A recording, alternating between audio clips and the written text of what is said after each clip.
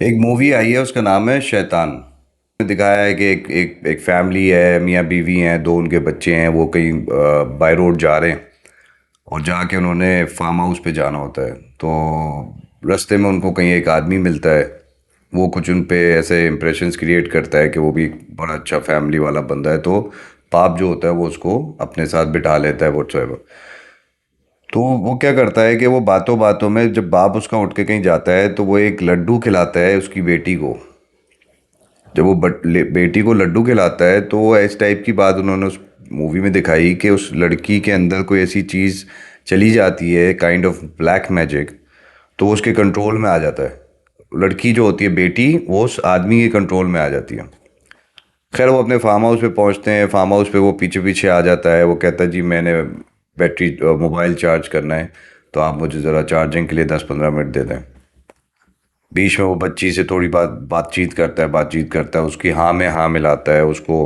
वो सारी बातें करता है जो नॉर्मली बच्ची अपने बाप से नहीं कर पा रही होती है।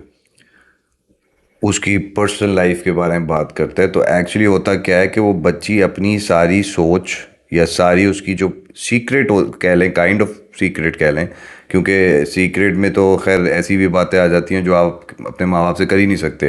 लेकिन वो काइंड ऑफ उसको इन्फॉर्मेशन ऐसी दे देती है वो बच्ची, जिसमें वो थोड़ी बहुत पर्सनल इन्फॉर्मेशन होती है जो उसने अपने बाप से शेयर नहीं की हुई होती है।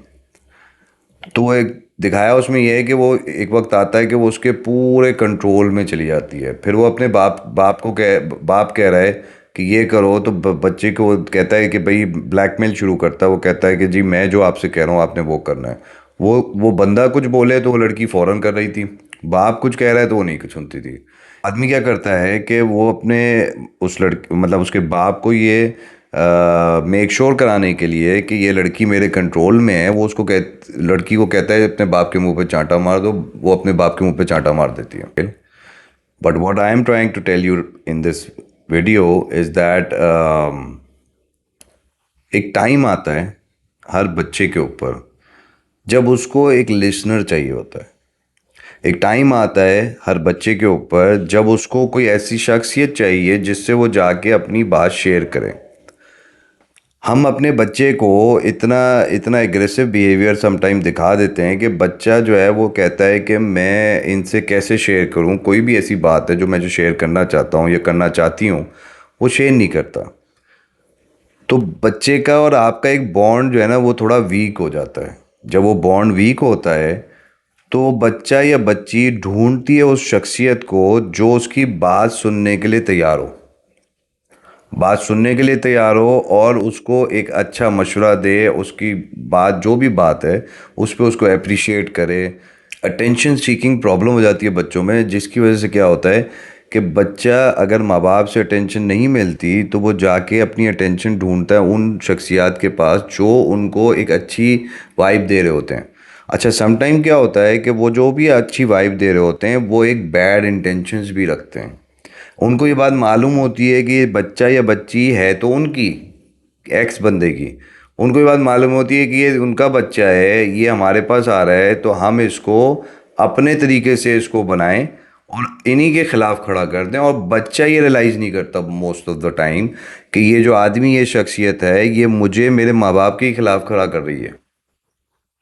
कि बच्चा एक वक्त आता है कि वो अपने माँ बाप के सामने खड़ा हो जाता है। वो उनकी बात नहीं सुनता, वो उस शख्सियत की बात सुन लेगा। वो जो भी हो, कोई भी रिश्ता हो सकता है, कोई दोस्त हो सकता है, कोई पड़ोसी हो सकता है। मैं ये कहना चाह रहा हूँ कि फिल्म में तो उन्होंने ब्लैक मैजिक दिखाया कि जी ब्लैक मैजिक किया उस आदमी ने और बच्ची कंट्रोल में आ गई।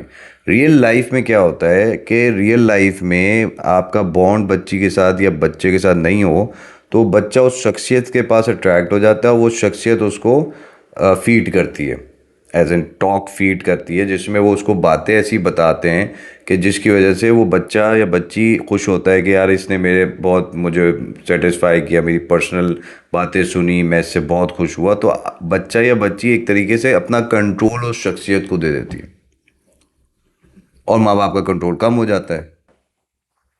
अक्सर आपने सुना होगा कि माँ बाप अक्सर कहते हैं, बच्चा बड़ा हो जाता है तो कहते हैं ये तो हमारी बात नहीं सुनेगा तो उसकी बात सुन लेगा।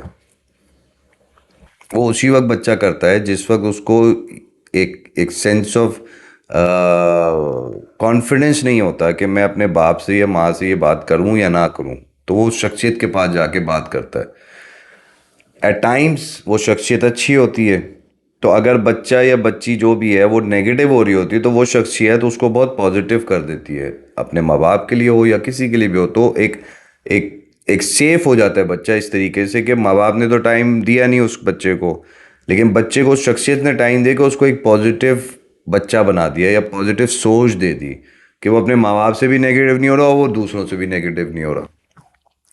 तो मूवी में तो खैर ब्लैक मैजिक वो सारी चीज़ें थी, मैं उसमें आई डोंट नो, मैं उसमें बात नहीं करना चाहता। मैं सिर्फ ये बताना चाह रहा हूँ कि हम प्रैक्टिकल लाइफ के अंदर बच्चों को इग्नोर करके या उनको अटेंशन ना दे के हम उनको ये अपॉर्चुनिटी देते हैं कि जाओ जाके किसी और के पास, ऐसे किसी शख्स के पास जो पता नहीं कौन है, अब अपना है दूर का है कोई भी है, उसके पास जाके बच्चे फीलिंग्स अपनी इजहार करते हैं। वो फीलिंग्स समटाइम इजहार करने में वो उनको कंट्रोल में कर लेते हैं।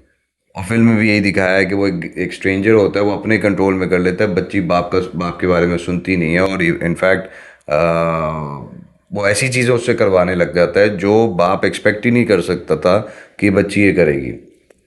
आई होप ये कॉन्सेप्ट आपको पसंद आया हो, और मुझे कमेंट में ज़रूर बताइएगा कि अगर आपके जहन में मेरी वीडियोस देखने के बाद अगर आपको लग रहा है कि कोई ऐसी बात या ऐसे कॉन्सेप्ट या ऐसी कोई टॉपिक आपको लगता है कि मैं इस बारे में बात करूं, तो मुझे ज़रूर कमेंट में करके बताइएगा। मेरा नाम शाहरुख है, विजडम से मैं बात करता हूं। Thank you for watching.